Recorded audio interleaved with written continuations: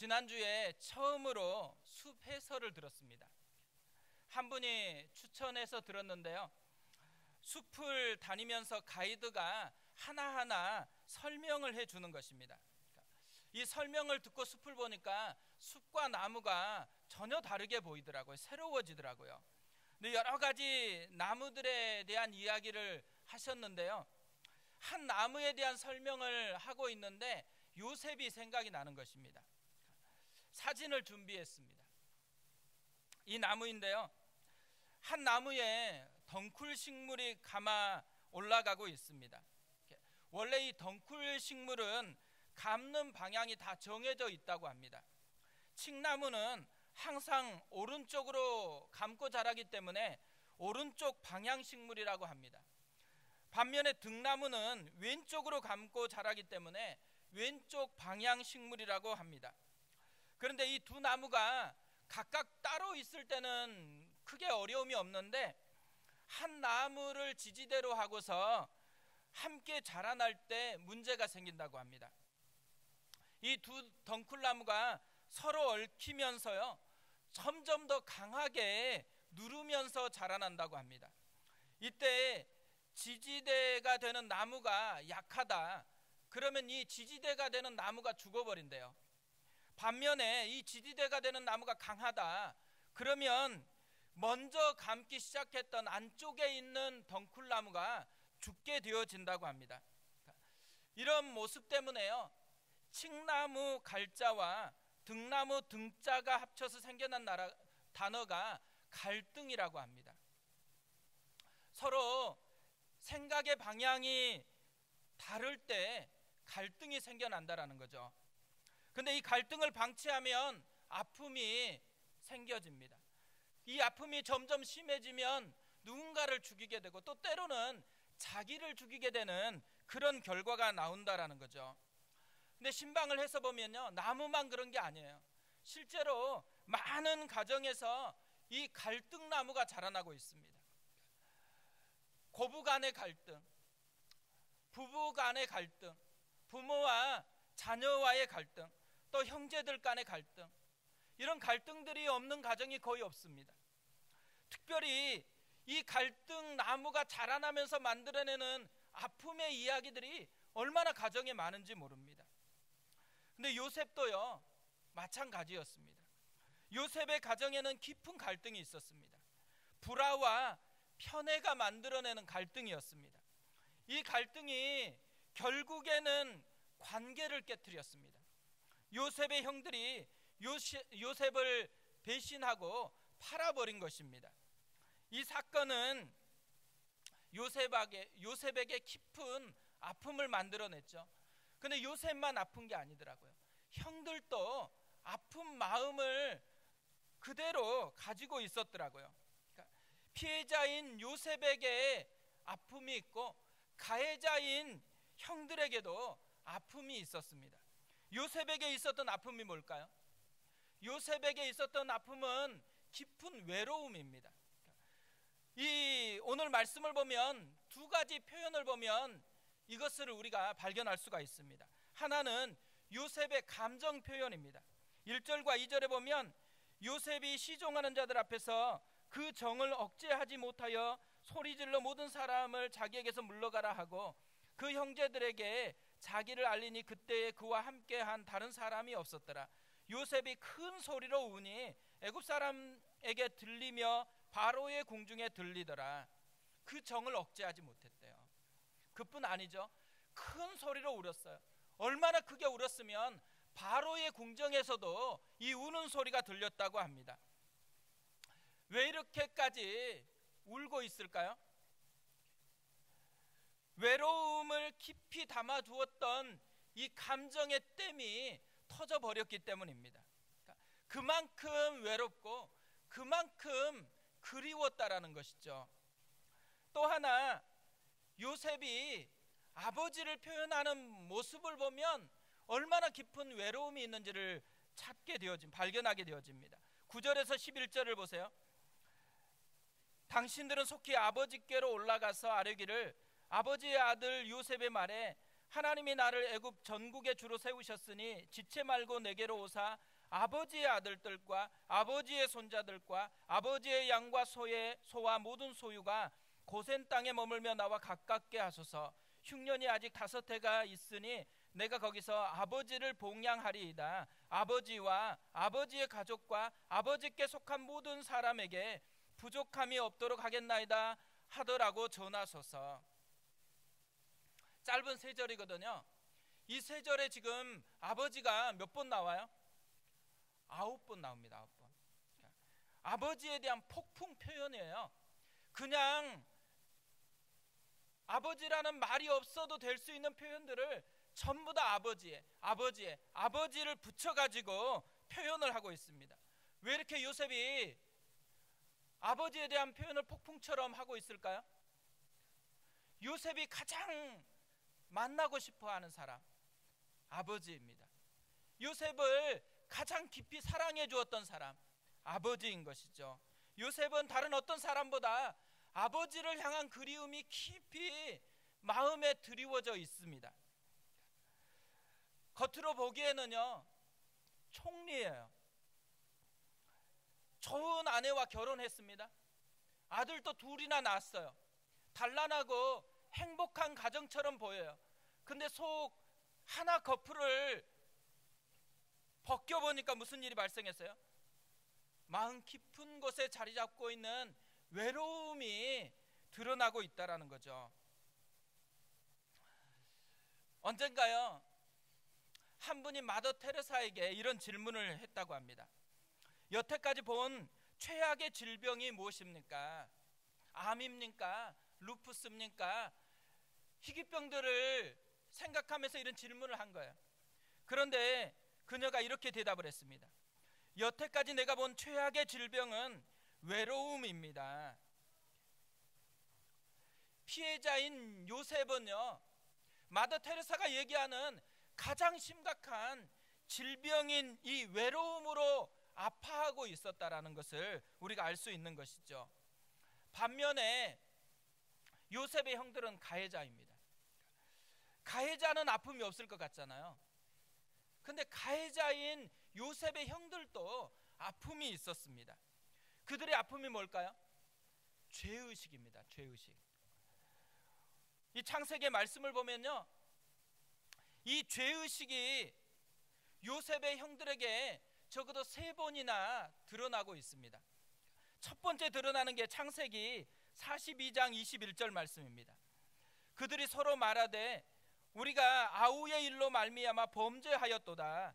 그가 우리에게 애걸할 때 그 마음의 괴로움을 보고도 듣지 아니하였으므로 이 괴로움이 우리에게 임하도다.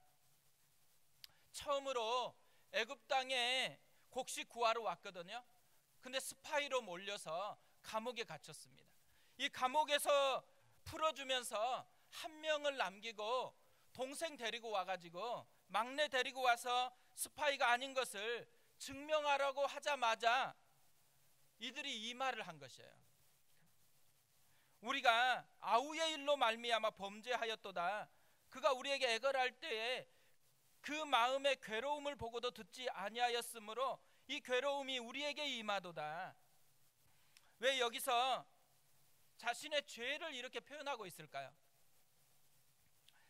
자신들도 같은 상황에 처해 보니까 요셉이 얼마나 힘들었을 것 같은지 이걸 느꼈기 때문일 거예요. 또 하나는요, 마음속으로 드러나진 않았지만 계속해서 이 자기가 저질렀던 죄를 생각하고 있었다라는 거죠. 죄의식이 마음을 가득 채웠던 거예요. 그래서 무슨 일만 생기면 어때요? 이 죄 때문에 내가 이런 결과를 얻게 된다고, 이런 죄의식에 사로잡혀 있었다라는 거죠. 두 번째 죄의식은요, 창세기 44장 16절에서 드러납니다. 유다가 말하되 우리가 내 주께 무슨 말을 하오리이까? 무슨 설명을 하오리이까? 우리가 어떻게 우리의 정직함을 나타내리이까?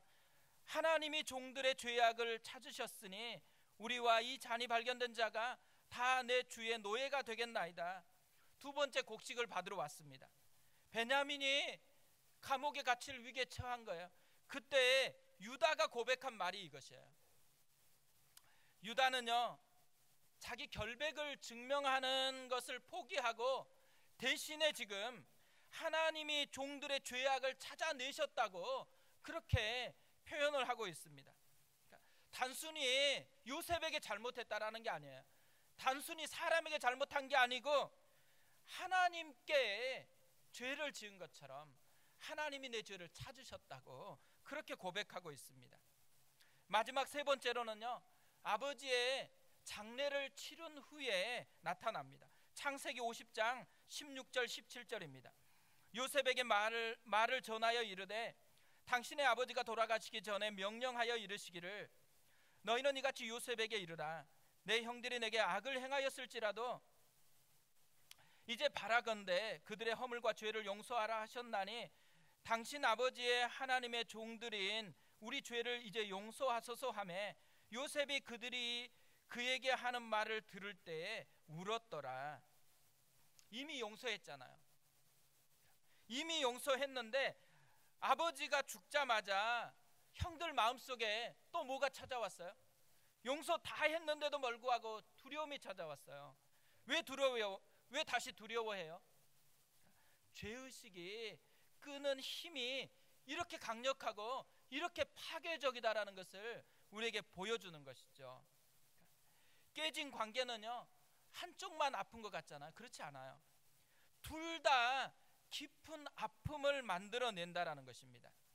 그런데 오늘 말씀을 보면 이런 깨진 관계가 새로운 관계로 변화가 되었습니다.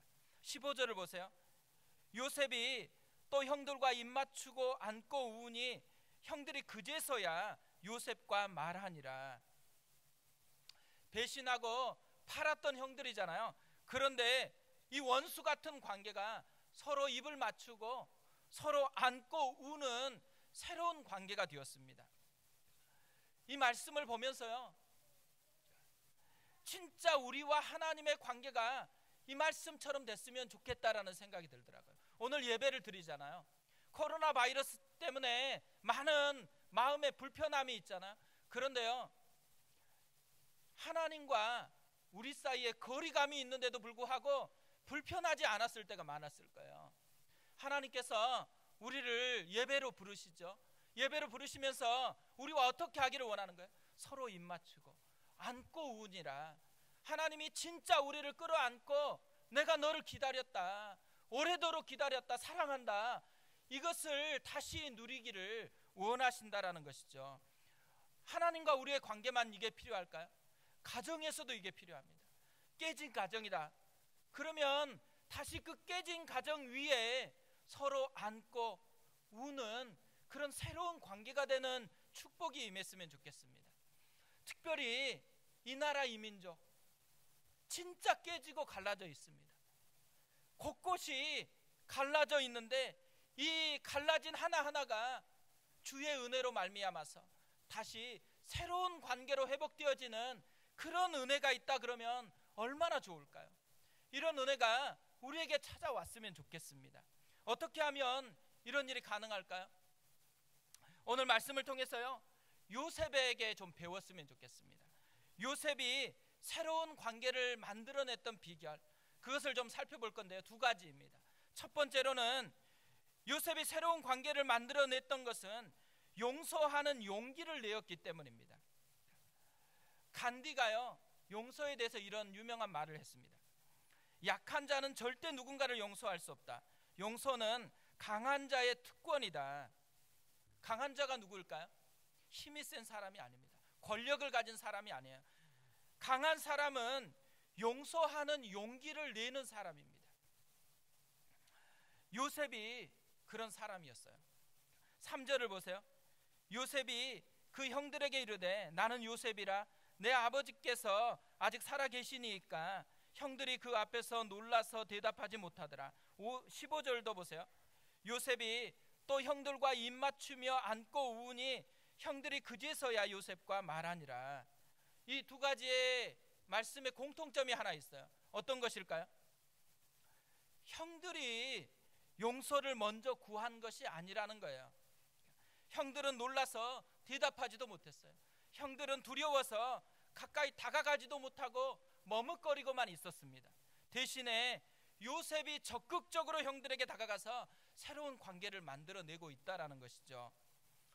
이 형들하고 요셉의 차이가 뭘까요? 형들은요, 용서를 구하는 용기를 내지 못했어요. 요셉은요, 형들을 용서하는 용기를 내었다라는 것입니다. 그것이 이 둘의 가장 큰 차이라는 것이죠.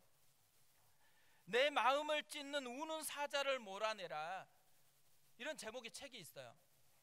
이 제목의 책의 원 제목이 뭐냐면 왜 용서해야 합니까? 이런 제목입니다. 근데 번역하면서 제목을 완전히 바꿨잖아요. 왜 이렇게 바꿨을까요? 용서하지 않으면 자신의 마음을 찢는 우는 사자를 자기 안에서 키우는 것이기 때문에 그렇습니다. 용서하지 않으면 자기를 파괴한다라는 거예요. 용서하지 않으면 분노가 자기를 삼켜버린다라는 거죠. 근데 이 책에 이 책을 설명하는 문구 하나가 있습니다. 등에 박힌 총알보다 가슴 속에서 자라는 복수심이 더 끔찍하다. 등에 박힌 총알보다 가슴 속에서 자라는 복수심이 더 끔찍하다. 요셉은요, 등에 총알 박혔습니다. 근데 그것 때문에요, 자기를 파괴하는 우는 사자를 자기 속에 키우지는 않았다라는 거예요. 대신에 용서하는 용기를 선택을 했습니다. 미국 스탠퍼드대에 용서 프로젝트라는 프로그램이 있대요. 이 프로그램을 설립했었던 프레드 러스킨 교수가 있거든요. 이 교수님이 사람들이 용서를 잘 못하는 이유를 살펴보니까요, 용서 자체에 대한 오해가 있어서 용서를 잘 못한다는 것을 발견했대요. 그러면서 이분이 용서가 아닌 것들을 이렇게 이야기를 합니다. 용서한다는 것은 어떤 사람이 내게 한 행동이 괜찮다고 말하는 것이 아니다. 부당한 일을 그냥 받아들이라는 것이 아니다. 상처 준 사람과 화해하라는 것이 아니다. 고통스러운 일이 있었다는 사실을 부정하거나 망각하라는 것이 아니다. 또 괜찮아, 뭐 그럴 수 있지 라고 생각하는 것은 용서가 아니다. 당신의 마음을 다치게 한 사람의 무례하고 이기적인 행동을 슬쩍 눈 감아주는 것도 용서가 아니다. 모욕받으면서 괜찮다고 하는 건 역시 용서의 참뜻이 아니다. 반면에요, 용서를 이렇게 정의합니다. 용서란 개인적으로 공격받았다는 느낌에서 해방되는 것이다. 용서란 이미 일어난 나쁜 일이 비록 나의 과거를 망가뜨렸을지언정 오늘과 미래는 결코 파괴할 수 없다는 힘찬 자기선언이다. 용서란 나를 상처 입힌 사람의 무도한 행위를 그저 참고 견디는 것이 아니라 과거를 자유롭게 흘러가도록 놓아주고 현재를 치유하기 위해 내가 내린 선택이다. 용서가 힘찬 자기선언이래요. 용서가 내가 내린 선택이래요. 뭘 의미해요? 결국 용서라는 것은 용기의 문제라는 거예요. 내가 용기를 낼 수 있느냐 없느냐의 문제라는 것이죠. 그렇다고 용기가 쉽다라는 말은 아닙니다. 용기는 쉬운 문제가 아니에요. 용서는 쉬운 문제가 아닌 거죠. 요셉도 마찬가지였어요. 요셉이 만약에 용서를 하는 용기를 쉽게 여겼다면 언제 용서를 선언했어야 돼요? 첫 번째 형들을 만났을 때, 만나자마자 다 용서를 선언했어야 되는 것이죠. 근데 요셉은 바로 용서를 선언한 게 아니에요. 2번이나 시험을 해요. 이 시험을 한 후에 용서를 이야기하고 있습니다. 어느 날 베드로가요, 예수님께 용서에 대해서 질문을 합니다. 형제가 내게 죄를 범하면 몇 번이나 용서하여 주리이까? 7번까지 하오리이까? 7번 정도 하면 대단하다고 생각하면서 질문한 거예요. 그런데 예수님께서 마태복음 18장 22절에 이렇게 답하십니다. 예수께서 이르시되 내게 이르노니 7번뿐 아니라 7번을 70번까지라도 할지니라. 여기에서 이 말씀이 딱 끝마치면 어떻게 되어져요? 무조건 용서해야 된다라는 거예요. 뭐 조건 따지지 말고 힘들다고 얘기하지 말고 무조건 용서해야 된다라는 거죠. 그런데요, 이 말씀을 마치자마자 예수님께서 한 가지 비유를 덧붙이세요. 그 비유가 1만 달란트 탕감받은 사람에 대한 비유입니다. 한 사람이 1만 달란트를 왕에게 빚을 졌어요. 왕이 갚을 능력이 없는 것을 보니까 불쌍해가지고 다 탕감을 해줍니다. 이 탕감받은 기쁨을 가지고 나왔는데 눈앞에 자기에게 빚진 사람이 보이는 거예요. 얼마 빚졌어요? 100데나리온. 100데나리온 빚진 사람을 만나자마자 어떻게 해요? 자기가 너무 큰 빚을 탕감받았으니까 너무 감사해가지고 이제 너 빚 다 용서해 줄게, 다 탕감해 줄게, 이러면 되잖아요. 근데 그렇게 하지 않아요. 그 사람 멱살 잡아가지고 빨리 돈 내놓으라고. 근데 돈 못 갚는다 그러니까 어때요? 감옥에 가둬버렸습니다. 뭘 얘기하고 싶은 거예요? 용서가 쉬운 게 아니라는 거죠.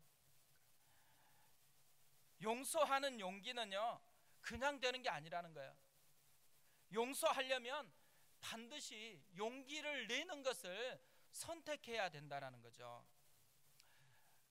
마더 테레사 수녀는요, 그래서 이런 말을 했다고 생각합니다.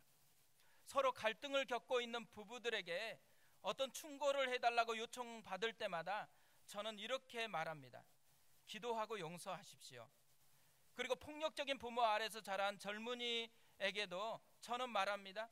기도하고 용서하십시오. 또한 가족에게 아무런 도움을 받지 못하는 혼자 된 어머니들에게도 말합니다. 기도하고 용서하십시오. 용서하는 용기를 내지 않으면요, 내 안에 나를 파괴시키는 사자가 살게 되어져요. 그러나 용서하는 용기를 내는 순간 사자가 사라질 뿐만 아니라 새로운 관계가 만들어져서 우리에게 주는 혜택을 누리게 되어진다는 거죠. 제가 이렇게 생각해 보면요, 제가 여기까지 자라나는 것은 밥을 먹어서 자라나는 것도 있지만요, 대부분은 용서를 먹고 자라났습니다. 허물들, 수많은 연약함에 대해서 용서해 주었기 때문에 여기까지 건재한 거거든요. 가정에서 해야 될 게 뭘까요? 밥을 차려주는 것도 해야 되지만 용서라는 밥상을 차려줘야 돼요. 끊임없이 용서해야 됩니다. 자녀들에게 끊임없이 용서해야 되고요, 배우자 안에 끊임없이 용서해야 된다는 것이죠. 용서가 쉬운 게 아니기 때문에 뭐 하라는 거예요? 기도하고 용서하라는 것입니다. 계속해서 용서를 용기 있게 선택할 때 우리가 누리는 축복, 새로운 관계를 맺는 축복을 누리게 되어진다는 것이죠. 두 번째로요, 새로운 관계를 만든 비결을 보면 하나님의 관점으로 생각했다라는 것입니다. 오늘 말씀을 묵상하다가요, 요셉을 생각하면서 떠오른 찬양이 하나 있었습니다. 시선이라는 찬양입니다. 내게로부터 눈을 들어 주를 보기 시작할 때 주의 일을 보겠네. 내 작은 마음 돌이키사 하늘의 꿈꾸게 하네. 주님을 볼 때. 시선 하나가 바뀌면 완전히 바뀐다라는 것을 노래하고 있잖아요. 근데 요셉에게 이런 일이 일어났어요.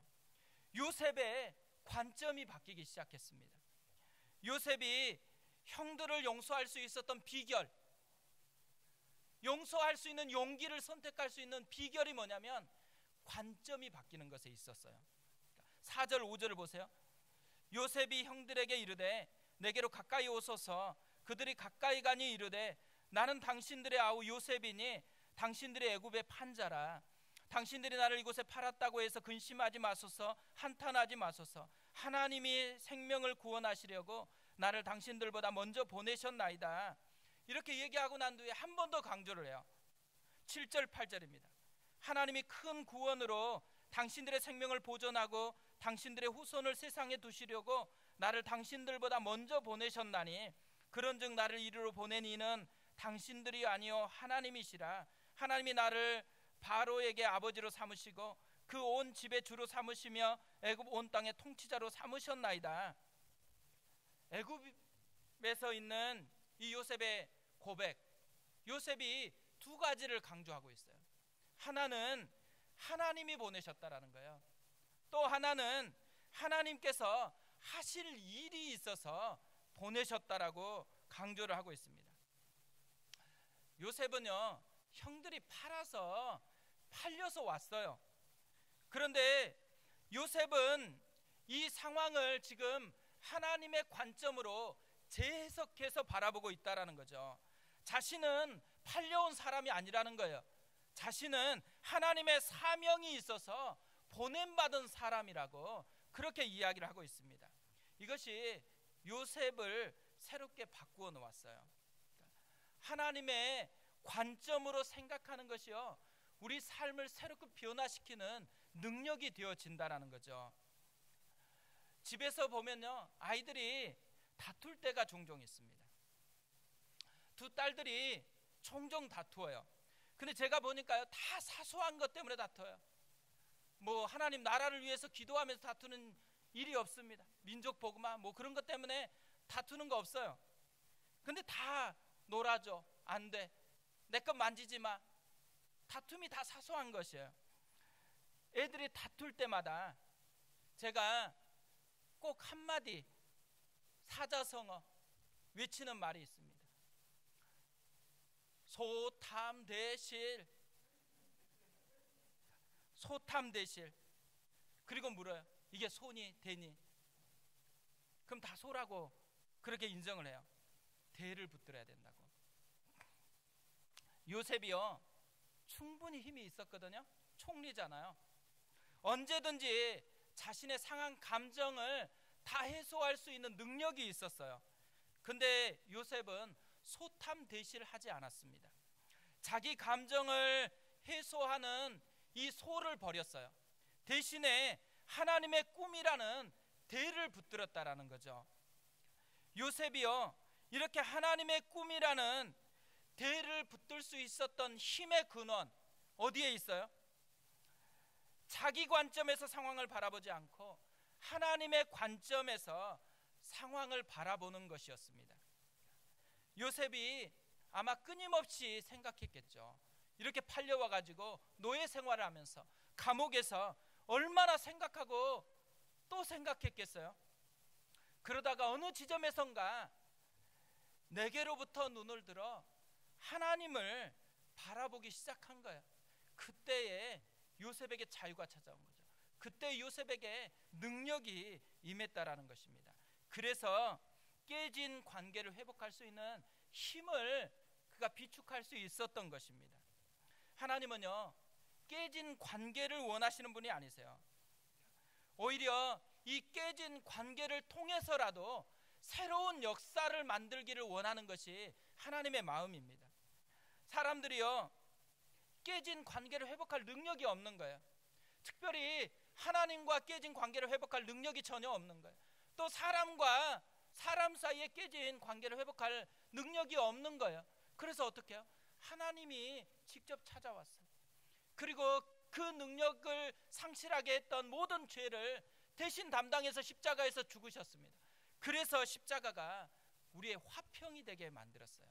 십자가는 깨진 관계를 회복시키시는, 새로운 관계를 만들어내시는 하나님의 선물인 것이죠. 지난주에요, 고민이 많았습니다. 이 신종 코로나 때문에 너무너무 고민이 많았습니다. 또 특별히 신천지가 교회로 이제 들어가서 예배를 드리라는 그런 기사가 나니까 훨씬 고민이 많아진 거예요. 그래서 우리 만들어 놓지 않았던 방문 카드도 새롭게 만들었고요. 신천지 아웃 이것도 새롭게 붙여놨습니다. 그러면서요, 더 깊은 고민은 뭐냐면, 이런 삶 속에서 우리의 신앙은 어떻게 작동하고 있는가. 또 하나, 우리 아이들에게는 이런 때에 어떻게 하면 진짜 믿음이 무엇인가에 대해서 다시 새롭게 접근해 갈 수 있을까. 이런 고민이 계속 되었습니다. 어젯밤에는요, 더 복잡했어요. 총리 담화도 나오고 오늘 예배를 어떻게 해야 될 것인가 고민이 되었거든요. 근데 학교 관계자분과 통화를 했습니다. 근데 학교에서는 임시 방학에 들어갔대요. 그리고 이 소독하는 업체와 계약을 해가지고 이것을 소독하기로 그렇게 했다 그러더라고요. 너무너무 감사하더라고요. 사실 소독약을 사려고 막 찾아다녔거든요. 이번 주부터 이게 깨끗하고 여기를 소독해야 된다고 생각하기 때문에 학교의 학생들에게 또 수업에는 피해를 주면 안 되잖아요. 근데 소독약을 구입할 수가 없는 거예요. 그래가지고 좀 고민을 하고 있었는데 학교에서 그렇게 다 준비했다 그러니까 참 감사하더라고요. 근데 마지막 질문이 이거예요. 우리는 어떻게 할 것인지 질문을 하는 거예요. 오늘 예배 어떻게 할 것인지. 그래서 오늘은 바꾸기가 어렵다고. 그때 통화한 시간이 9시가 넘었을 때요. 그러니까 지금 당장에는 바꾸기가 어려울 것 같다고. 그래서 오늘은 예배를 드려야 될 것 같다고. 그리고 나서 그 다음부터는 설교 준비가 안 돼요. 나와가지고 우리 둘째 딸에게 질문을 했습니다. 다음 주부터 예배를 집에서 드려야 될 것 같은데 어떻게 생각하니? 표정이 다 얘기를 해요. 표정이 완전히 어둡습니다. 와서 놀아야 되는데 놀 수 있는 환경을 빼앗아 버렸다라는 거예요. 그러니까요, 현실적으로 접근해 보면 아이들이 되게 힘들어요. 그리고 이런 현실에서 아이들은 그러면 신앙을 뭘로 생각하고 있을 건가? 하나님의 능력을 어떻게 생각할 건가? 이걸 어떻게 해소해야 될 것인지 이것을 고민하게 되어집니다. 아침에 일어나가지고요, 맨 먼저 하는 게 오늘 주신 말씀을 보는 거거든요. 매일 성경을 펼치고 오늘 본문 말씀을 봤어요. 야복 나루에서 씨름하는 장면이더라고요. 이 야곱이 자기 수단 다 썼거든요. 맨 마지막 하나님이 할 수 없이 나타나가지고 씨름해가지고 다 내려놓아라. 이게 오늘 본문 말씀이더라고요. 그래서 제가 고민하다가 다 내려놓았습니다. 오늘까지만 예배를 드리고 다음 주 또 3월 15일까지는 경과를 봐야 되니까 그냥 영상 예배로 드려야 되겠다. 하나님께서 어련히 아시고 오늘 본문 말씀을 하필이면 또 그 말씀을 줘가지고 마음에 못을 박는구나 이렇게 생각을 하면서 다 정리를 했습니다. 다음 주에 여기 오시면 안 됩니다. 다음 주에는 유튜브를 통해서 예배를 드리시면 됩니다. 이렇게 되어지면서요, 마치 지금이 중국이 공산화 되었을 때 같다라는 생각을 했습니다. 중국이 공산화가 되었을 때요, 예배를 드릴 수가 없었어요. 목회자들은 다 잡혀가지고 거의 처형을 당했습니다. 그리고 예배당을 다 없애버렸어요. 그러니까 막혔다가 다시 중국이 문이 열렸을 때요, 사람들이 생각하기는 중국이 신앙이 다 무너져 버렸을 거라고 그렇게 생각했거든요. 그런데 완전히 반대가 됐습니다. 오히려 훨씬 더 많은 사람이 예수를 믿기 시작한 거예요. 왜 그렇게 됐을까요? 예배당에 갇혀 있었던 신앙이요, 가정으로 흩어진 거예요. 공간의 제약을 받았던 것이 다 깨지고 오히려 삶의 현장으로 들어가니까 그곳에서 진짜 신앙이 살아나기 시작했던 거예요. 시간에 갇혀 있었잖아요. 11시에 예배드리고 주일날 한날 예배드리는 그런 시간에 갇혀 있었던 신앙이요, 시간을 넘어서서 삶의 모든 현장에서 지금 나와 함께 하시는 그 하나님을 만나는 것으로 바뀌어져 버린 거예요. 그래서 오히려 교회 예배당에서 예배를 드릴 때보다도요, 훨씬 더 신앙이 강력해졌다라는 것이에요. 근데 지금이 그럴 때라고 생각합니다. 신기하게도요, 신년 세미나 할 때 올해 우리가 질문 하나를 바꿨으면 좋겠다라고 얘기를 했습니다. 무슨 질문이냐면, 올해는 우리 교회를 건강하게 세우기 위해서 뭘 해야 될 것인가에 대한 질문을 하지 말고 내 곁에서 역사하시는 하나님은 지금 뭘 하고 있는지 그렇게 질문을 해보자 그랬어요.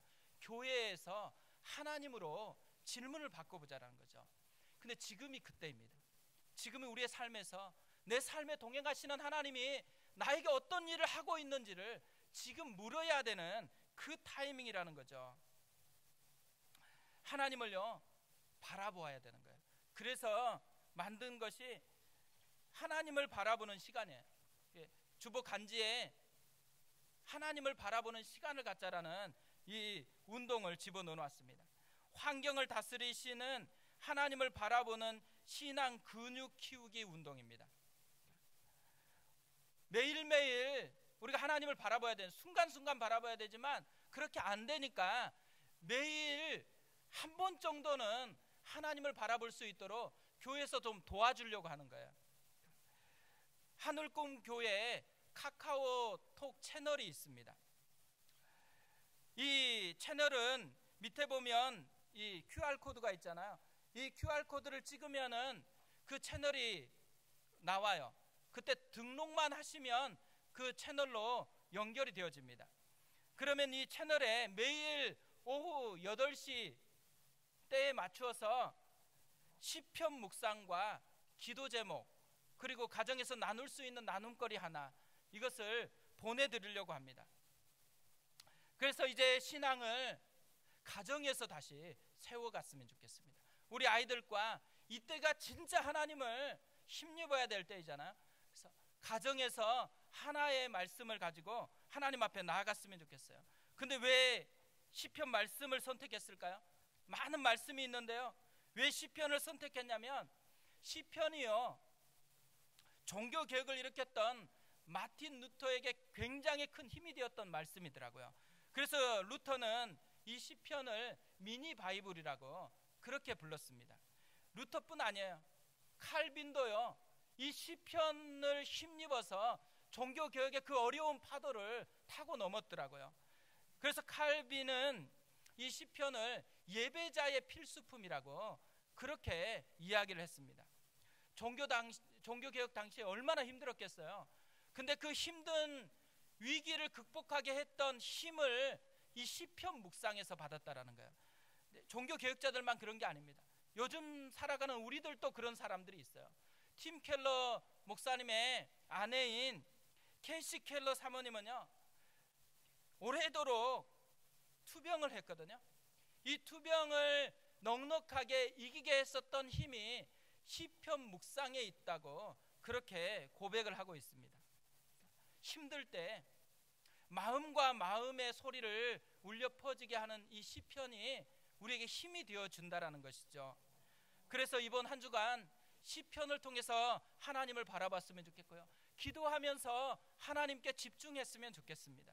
그래서 우리가 발견한 하나님의 은혜를 또 카톡 그 댓글 달 수 있거든요. 댓글 다는데 댓글을 달아주었으면 좋겠어요. 그래서 만나서 교제할 수는 없지만 댓글을 통해서라도 서로 좀 교제할 수 있는 그런 은혜가 있었으면 좋겠습니다. 환경이 나를 삼킬 듯이 그렇게 달려드는 때입니다. 근데 이때요 우리가 보아야 될 것은 환경이 아니에요. 환경을 다스리시는 하나님을 보아야 된다라는 거죠.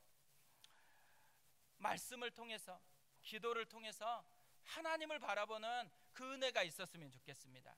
마지막으로 바울이 디모데에게 했었던 권면의 말씀으로 오늘 설교를 마무리하겠습니다. 디모데후서 1장 7절 말씀입니다. 하나님이 우리에게 주신 것은 두려워하는 마음이 아니요 오직 능력과 사랑과 근신하는 마음이니. 우리가 이번 한 주간 누릴 것은 두려움이 아닙니다. 하나님의 마음을 누려야 됩니다. 하나님의 함께함을 누리고 그것으로 말미암은 능력, 하나님의 사랑, 하나님의 함께하심을 풍성하게 누리는 한 주간 되었으면 좋겠습니다.